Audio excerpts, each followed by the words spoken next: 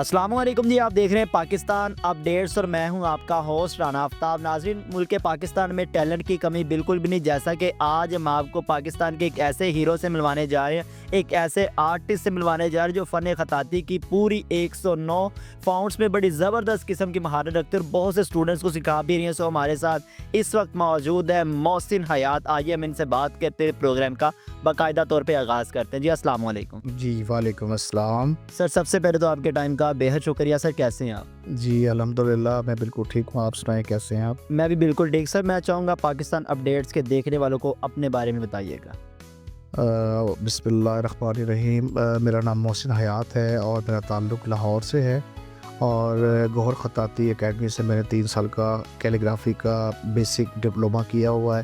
اسی طرح اگر آپ پینٹنگ کی بات کریں تو میں نے الحمرا آرٹ کونسل سے پینٹنگ کا بھی ڈپلومہ کیا ہوا ہے۔ کیلیگرافی کے سفر کا آغاز کب اور کیسے کیا؟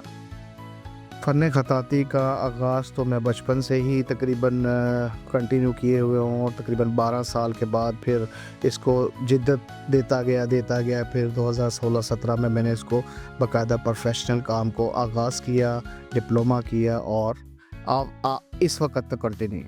فن خطاطی کی تربیت کن سے لی آپ نے؟ جی خورشید عالم گوہر صاحب میرے ٹیچر، جو اس وقت دنیا میں موجود نہیں ہیں، تو میرے لیے باعث فخر ہے کہ میں نے ان سے سیکھا۔ جی فن خطاطی کی 109 فاؤنٹس پہ اگر ہم بات کریں تو سارا انٹرویو اسی پہ ہو جائے گا۔ میں چاہوں گا چند ایک کے نام بتا دیں۔ جی خط ثلث، خط رکا، خط دیوانی، خط شکستہ، خط کوفی کی 3000 سے زیادہ اقسام ہیں۔ اسی طرح خط ثلث کی اگر آپ اقسام میں جائیں وہ بھی کوئی 70 کے قریب چلی جاتی ہیں۔ آپ کی سب سے فیورٹ فاؤنٹ کون سی ہے؟ آپ کا سب سے پسندیدہ سٹائل کون سا ہے فن خطاطی میں؟ جی میرا بالکل رسم الخط ہے، روایتی خط ہے، خط ثلث اور خط دیوانی، جو ایکچول اور استادوں کے بالکل قاعدہ ضوابط کے مطابق ہے۔ کریٹیو خطاطی کے بارے ہمارے ویورز کو بتائیے گا۔ جی بالکل، کریٹیو خطاطی میں بھی بات وہیں پر آ کے ختم ہوتی ہے کہ اگر آپ بیسک حروف تہجی کا خیال رکھیں، چاہے فونٹ کوئی سا بھی یوز کریں، آپ خط دیوانی یوز کریں، شکستہ یوز کریں، آپ کوفی یوز کریں، آپ رکا یوز کریں، کوئی سا بھی بیسک فونٹ آپ یوز کریں، لیکن اس میں اگر آپ بیسک قاعدہ و ضوابط کا خیال رکھتے ہیں تو وہ کریشن ہے۔ ادروائز وہ پھر اس طرح سے ہے جیسے سائن بورڈ کو لکھنا اور اس کو دیکھنا، مطلب اس کو ہم جسٹ یہ کہہ سکتے ہیں کہ وہ ایک ماڈرن خطاطی ہے، اور ماڈرن خطاطی کا روایتی خطاطی کی اگر ہم ہسٹری میں جائیں تو کوئی سچ اس کا وجود نہیں ملتا۔ اور جو کریٹیو خطاطی ہوتی ہے وہ بیسیکلی عمارتی خطاطوں میں بھی آتی ہے، جیسے آپ بلڈنگز وغیرہ پہ کام کرتے ہیں، لائک صاحب کے مزار پہ بھی کام ہوا ہے، تو اس میں بھی کریشن یا کریٹیو خطاطی کو ہی ہم کنسیڈر کرتے ہیں۔ مصورانہ خطاطی کے بارے بتائیے گا۔ جی مصورانہ خطاطی اس طرح سے ہے کہ مطلب آپ نے کوئی لائک برڈ، مطلب ایک پرندہ آپ نے بنایا، اور اس میں بھی اگر آپ قاعدہ و ضوابط کا خیال رکھتے ہیں، بیسک اصول کا خیال رکھتے ہیں، تو وہ تو کنسیڈریبل ہے۔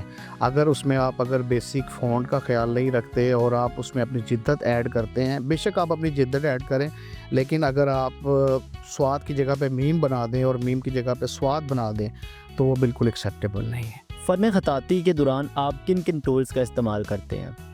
میں زیادہ تر قلم اور انکس کا یوز کرتا ہوں۔ کتنا عرصہ ہو گیا آپ کو اس فیلڈ میں؟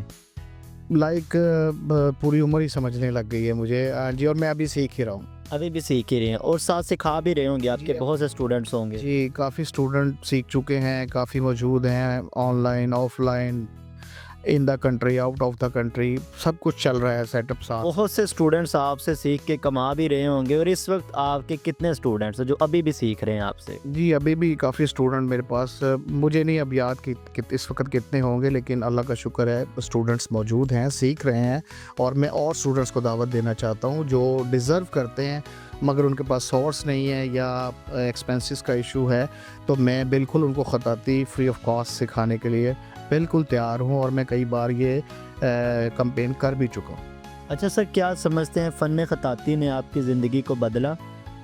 جی فن خطاطی کو بدلنے کی اگر آپ بات کریں گے تو یہ سب سے میرے لیے فخر کی یہ بات ہے کہ میں اللہ کا کلام مجھے لکھنا آ گیا ہے، ان ہاتھوں سے اگر میں بسم اللہ لکھتا ہوں اور وہ اللہ پاک قبول فرما لیتے ہیں، تو مجھے اس چیز سے غرض نہیں ہے کہ وہ مطلب پروفیشن جو ہے، اگر میرا پیشہ ہے یا جو کچھ بھی ہے، مجھے اس سے فرق نہیں پڑتا. اگر اللہ پاک اس کو قبول فرما لیتا ہے تو میری محنت وصول ہو جاتی ہے. آپ فن خطاطی کو ڈیجیٹل دور میں فروغ کس طرح سے دے سکتے ہیں؟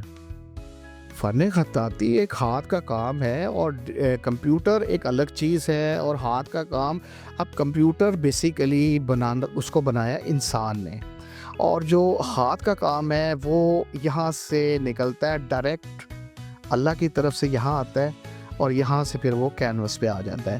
تو اس کو میں کمپیئر نہیں اس کو کر سکتا اس طرح سے. ڈیجیٹل ہی ہے، لیکن جو کریشن ہے اللہ کی طرف سے، وہ میری نظر میں بڑی چیز ہے.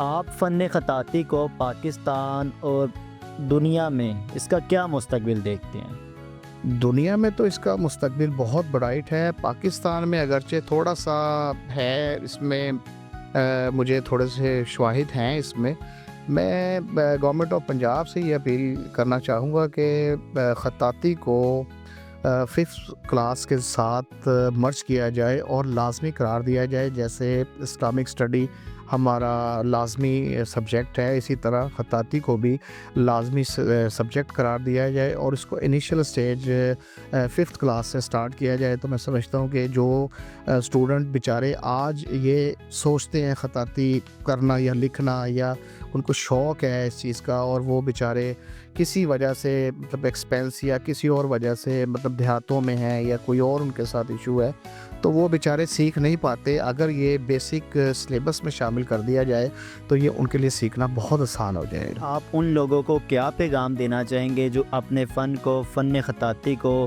اپنا کاروبار بنانا چاہ رہے ہیں اور ان سے پیسہ کمانا چاہ رہے ہیں؟ میں ان سے یہی ریکویسٹ کروں گا، پیسہ کمانا کوئی بری بات نہیں ہے، یہ تو ظاہر ہے ہر انسان کی ضرورت ہے، کمانا بھی چاہیے. اور خطاطی کو مطلب پیشہ بنانا جو ہے نا، وہ میں ان سے یہی ریکویسٹ کروں گا کہ میں بھی ایک جاب ہولڈر ہوں، خطاطی کر رہا ہوں، عرصہ دراز سے کر رہا ہوں، بہت ساری پینٹنگ سیل کی ہیں میں نے. اب زیادہ تر تو میرے پاس کام ہوتا نہیں ہے، پرانا کام جتنا بھی بنتا ہے اللہ پاک کی مہربانی سے وہ سیل آؤٹ ہو جاتا ہے. لیکن میں نے اس کو کبھی پیشہ نہیں بنایا. اس کام کو میں کبھی بھی کسی دکاندار کے پاس جا کے یہ نہیں کہتا کہ یہ میرا کام ہے، کائنڈلی اس کا ریٹ لگا دیں، اس کو خرید لیں. کیونکہ ایک اللہ کا کلام، اللہ ہی صرف اگر آپ نے لکھا ہوا ہے تو کوئی اس کو جج کیسے کر سکتا ہے. جی ناظرین کرام، یہ تھا آج کا ہمارا پروگرام. امید کرتے ہیں آپ کو اس پروگرام سے بہت کچھ سیکھنے کو ملا ہوگا اور یہ پروگرام آپ کو بےحد پسند آیا ہوگا. اسی کے ساتھ اپنے ہوسٹ رانا آفتاب کو دیں اجازت اور دیکھتے رہیے پاکستان اپڈیٹس.